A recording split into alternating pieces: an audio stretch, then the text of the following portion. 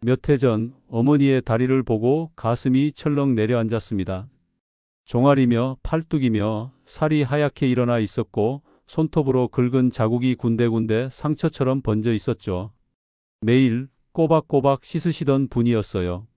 저는 그게 너무 당연한 습관이라고 생각했죠. 의사인 저조차도요.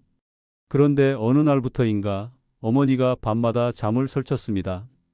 가려움 때문에 자다가 깨고 다시 누워도 몸을 비틀며 고통스러워했어요. 보습제를 써도 낫질 않고 피부는 점점 더 얇아지고 갈라졌습니다. 그때까지만 해도 저는 그게 나이 들면 생기는 자연스러운 증상이라고 여겼습니다. 하지만 진료실에서 같은 증상을 호소하는 어르신들을 계속 마주하면서 하나의 공통점을 발견했습니다. 하루도 빠짐없이 아주 오랫동안 뜨거운 물로 몸을 씻고 있다는 사실이었죠. 그리고 깨달았습니다. 우리가 너무나도 자연스럽게 받아들였던 매일 목욕이라는 습관이 노년기에는 독이 될 수 있다는 것을요. 어머니 역시 그 습관을 바꾼 뒤에야 조금씩 다시 잠을 잘 수 있게 되셨고 피부도 서서히 회복되기 시작했습니다. 그제야 저는 씻는다는 것이 반드시 좋은 것만은 아니라는 사실을 알게 됐습니다.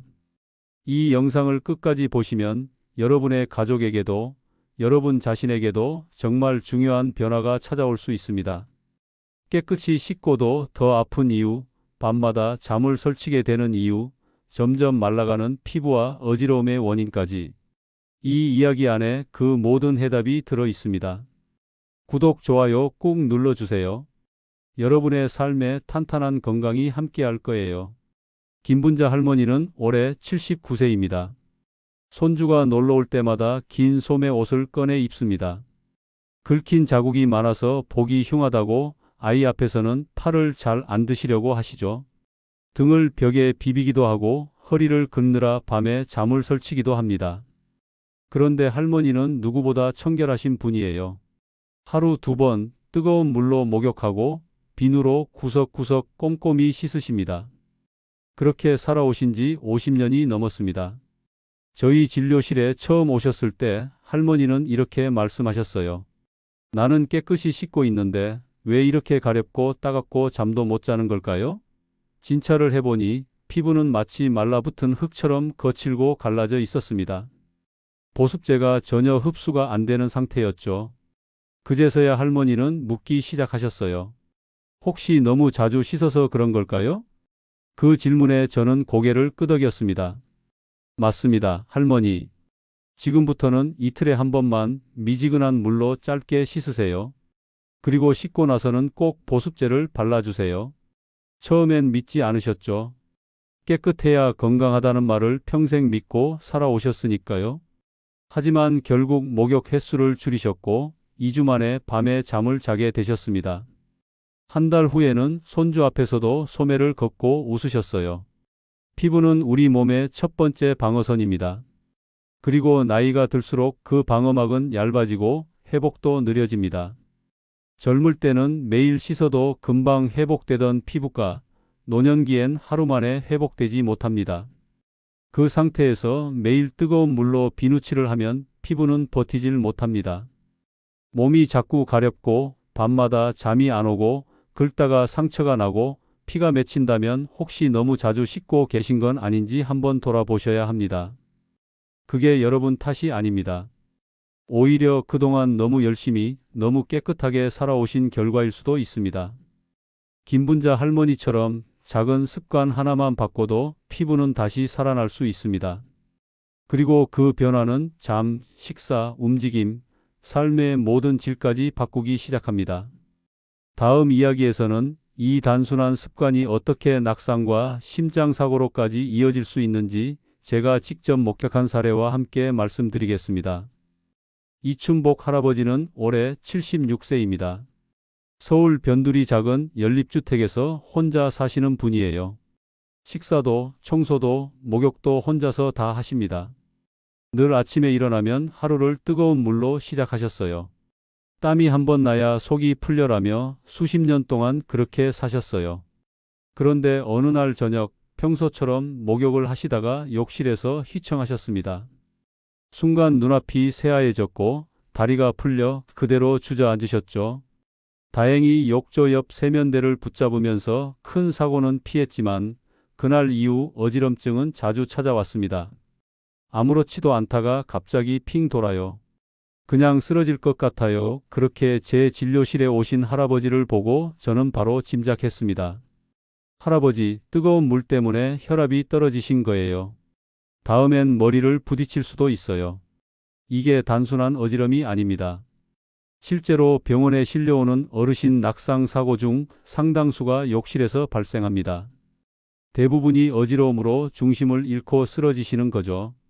그리고 그 뒤엔 거의 늘 뜨거운 물이 있었습니다. 더 무서운 건 심장입니다. 뜨거운 물에 몸을 담그면 혈관이 확 열리고 심장은 갑자기 더 강하게, 더 빠르게 뛰어야 합니다. 심장이 약해진 상태에선 이 변화가 너무 큽니다. 저는 목욕 중 가슴을 부여잡고 실려온 환자를 여러 봤습니다. 심장이 갑자기 멈춘 경우도 있었고 회복 후에도 평생 약을 달고 사는 분도 계셨습니다.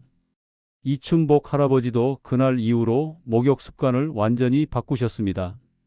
뜨겁던 물은 미지근하게 바뀌었고 목욕 시간은 10분 이내로 줄었습니다. 하루 한 번에서 이틀에 한 번으로도 줄였죠. 그리고 몇 주 뒤 어지럼증이 사라졌습니다. 요즘은 아침마다 근처 공원을 산책하시며 스스로에게 이렇게 말씀하신다고 해요. 그날 욕실에서 안 일어났으면 지금 이 공원길도 못 걸었을 뻔했지. 편안함을 위해 택한 뜨거운 물이 생명을 위협할 수 있습니다. 특히 고혈압, 심장 질환이 있으신 분들은 반드시 주의하셔야 합니다. 욕실은 편안한 공간이 아니라 가장 위험한 공간이 될 수 있습니다. 그렇기 때문에 몇 가지 원칙은 꼭 기억하셔야 합니다. 첫째, 물의 온도는 38도 이하의 미지근한 물로 하세요. 둘째, 목욕 시간은 10분을 넘기지 마세요. 셋째, 이틀에 한 번이면 충분합니다. 매일 안 씻는다고 아픈 거 아닙니다. 넷째, 절대로 혼자 목욕하지 마세요. 욕실 문은 잠그지 마시고 집에 누군가 있을 때 하세요. 이 작은 실천들이 어쩌면 여러분의 생명을 지켜줄 수 있습니다. 다음은 많은 분들이 모르고 계신 또 하나의 위험. 바로 목욕 후 탈수와 그로 인한 또 다른 건강 문제입니다. 오영자 할머니는 78세입니다. 지난 여름 목욕을 마치고 거실로 나오시다가 갑자기 어지럼증을 느꼈습니다. 눈앞이 빙글빙글 돌았고 다리에 힘이 풀려 소파 쪽으로 푹 쓰러지셨어요. 가족들이 깜짝 놀라 병원으로 데려갔는데 검사 결과는 뜻밖이었습니다. 탈수? 그것도 꽤 심각한 수준의 탈수였습니다. 오 할머니는 하루도 빠짐없이 목욕을 하셨고 여름이라 더위를 식힌다며 평소보다 더 뜨겁고 오래 씻으셨다고 합니다. 하지만 정작 물은 거의 안 드셨죠. 목이 마르지 않으니 괜찮은 줄 알았지요. 할머니는 그렇게 말씀하셨습니다. 하지만 그게 문제였습니다. 나이가 들면 우리 몸은 수분이 부족해도 갈증 신호를 잘 보내지 않습니다. 젊었을 땐 목이 마르다는 느낌이 바로 오지만 노년이 되면 그 신호가 흐릿해지고 느려집니다. 그래서 이미 탈수가 왔는데도 본인은 괜찮다고 생각하는 겁니다. 목욕을 하면 생각보다 많은 수분이 피부를 통해 빠져나갑니다. 특히 뜨거운 물은 더 많은 수분을 증발시킵니다. 그 양이 어느 정도냐고요? 작은 생수병 하나만큼의 수분이 목욕 중 빠져나간다고 보시면 됩니다. 그런데 물을 마시지 않으면 그만큼 몸 안에 수분이 계속 줄어드는 거죠. 이 탈수는 단순히 피곤함에서 끝나지 않습니다. 두통, 어지러움, 눈앞이 깜깜해지는 현상, 심한 경우에는 혈액이 끈적해져 혈전이 생길 위험까지도 생깁니다. 오 할머니처럼 그냥 더워서 쓰러졌겠지 했던 순간이 실제로는 탈수의 신호였던 겁니다. 다행히 오 할머니는 병원에서 탈수 진단을 받고 난 후 작은 실천 하나로 몸을 되찾기 시작하셨습니다. 목욕 전과 후에 반드시 물 한 잔씩 마시고 목욕 횟수도 줄이셨습니다. 이틀에 한 번 미지근한 물로 10분 이내. 그렇게 습관을 바꾼 뒤 어지럼증은 사라졌고 여름철에도 피곤함 없이 일상을 보내게 되셨습니다. 선생님, 아무것도 아닌 줄 알았는데 이게 제 인생을 바꿨네요. 그렇게 웃으며 말씀하셨어요. 여러분, 갈증을 느끼지 않는다고 해서 괜찮은 건 아닙니다. 우리 몸은 속으로 이미 탈수를 겪고 있을 수 있습니다. 그래서 중요한 건 스스로 물을 챙기는 습관입니다. 목욕 전후로 물 한 잔씩. 매우 단순한 행동이지만 이 작은 습관이 심각한 탈수를 막고 갑작스러운 사고를 예방합니다. 그리고 꼭 기억하세요.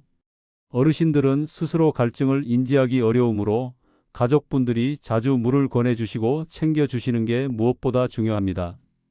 다음은 뜨거운 물이 관절에 어떤 영향을 미치는지, 그리고 왜 통증이 줄어든다는 생각이 착각일 수 있는지를 이야기해 드리겠습니다. 윤금순 할머니는 75세입니다.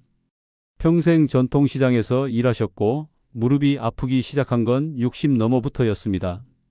그런데도 하루하루 일하다 보면 앉았다 일어날 때마다 무릎에서 퉁 하고 통증이 올라옵니다.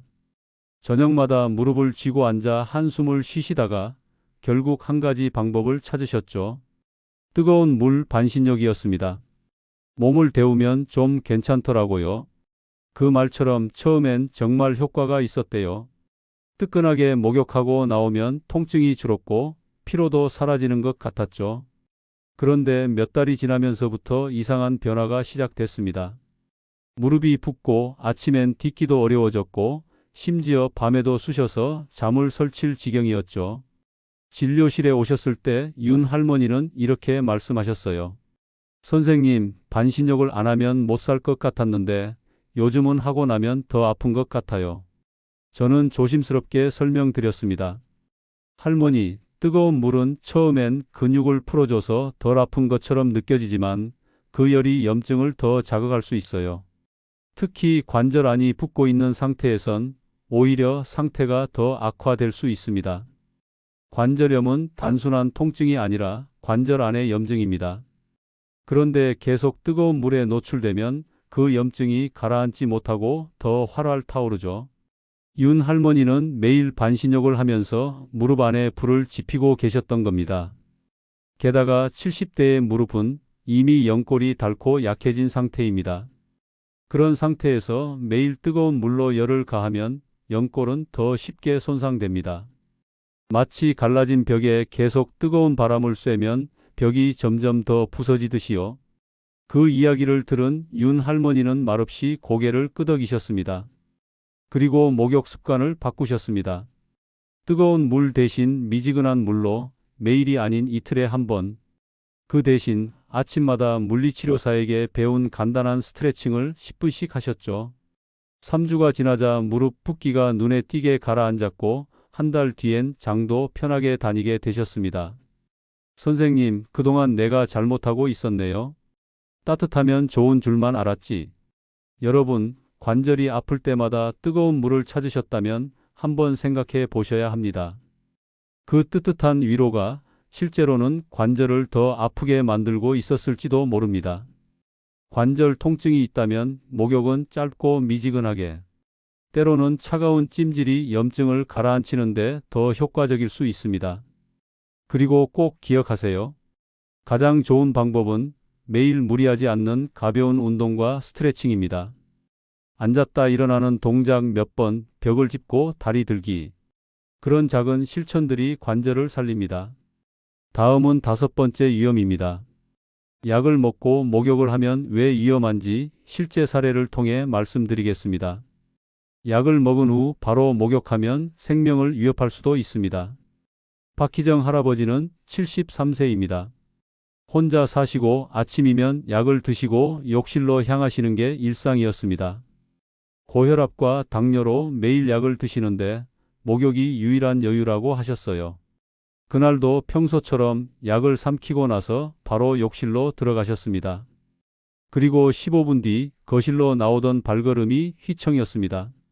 눈앞이 빙글빙글 돌더니 바닥이 갑자기 기울어진 것처럼 느껴졌고 몸이 땅으로 끌려 내려가는 기분이 들었다고 하셨습니다.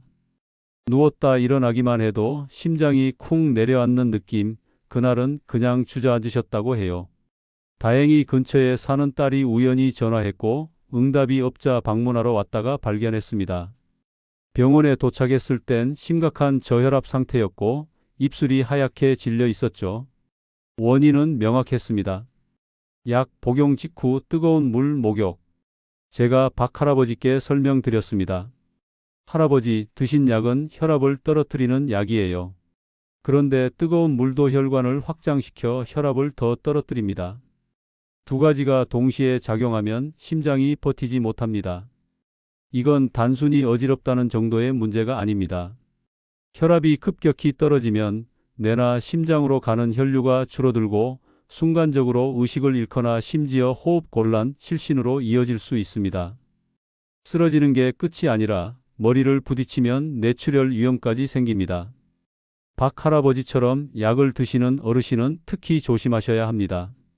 혈압약, 이뇨제, 당뇨약, 수면제, 진정제는 모두 혈압이나 신경계에 작용하는 약입니다.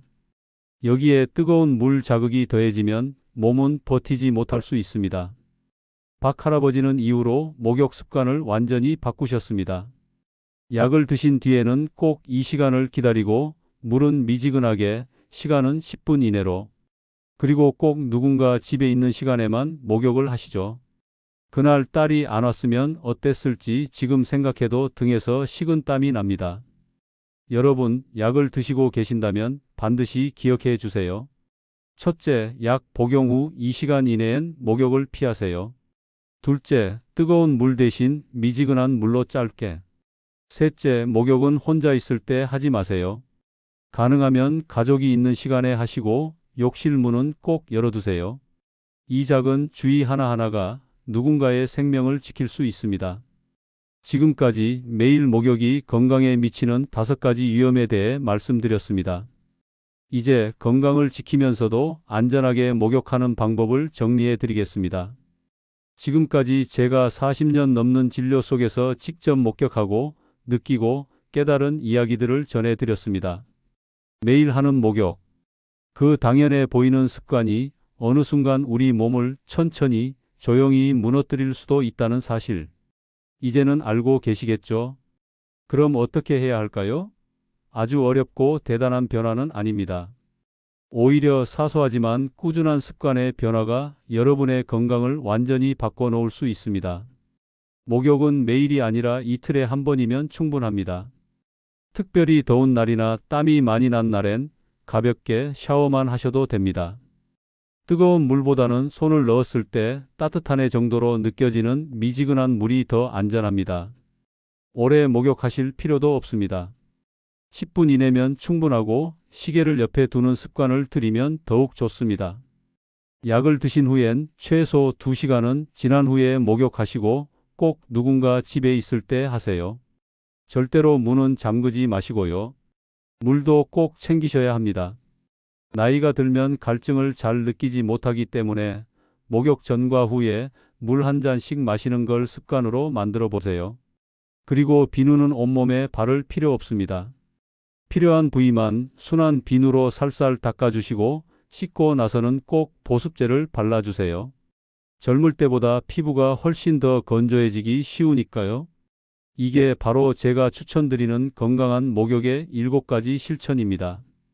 누가 보기엔 별거 아닐 수 있지만 수천 명의 환자들이 이걸로 삶의 질을 바꿨습니다. 그리고 저도 마찬가지예요. 한때 저도 뜨거운 물 아니면 씻은 것 같지 않다고 생각했습니다. 매일같이 문지르고 때를 밀어야 개운한 줄 알았죠. 그런데 어느 날 밤 저도 피부가 가려워서 잠을 설쳤습니다. 그날 이후로 저의 목욕 습관은 완전히 바뀌었습니다. 그리고 정말로 피부가 편안해지고 잠이 돌아왔고 몸이 가벼워졌습니다. 지금 이 영상을 보고 계신 여러분도 바꿀 수 있습니다. 어쩌면 이 작은 실천 하나가 앞으로의 삶을 바꿔놓을지도 모릅니다. 우리는 나이 든다고 해서 아파야 할 이유가 없습니다. 지혜롭게 바꾸면 건강은 다시 돌아옵니다. 오늘 이 영상이 도움이 되셨다면 꼭 구독과 좋아요 눌러주세요. 그리고 주변의 부모님, 조부모님, 가족분들께 꼭 공유해 주세요. 이 정보 하나가 누군가의 생명을 지킬 수 있습니다. 댓글로 여러분의 목욕 습관이나 경험도 나눠주세요. 여러분의 이야기가 또 다른 누군가에겐 큰 도움이 될 수 있습니다. 다음 영상에서는 노년기의 건강을 지키기 위한 또 다른 습관에 대해 말씀드릴게요. 우리가 함께 건강한 노후를 만들어가는 이 여정 끝까지 함께해요. 고맙습니다. 그리고 오늘도 건강한 하루 되시길 바랍니다.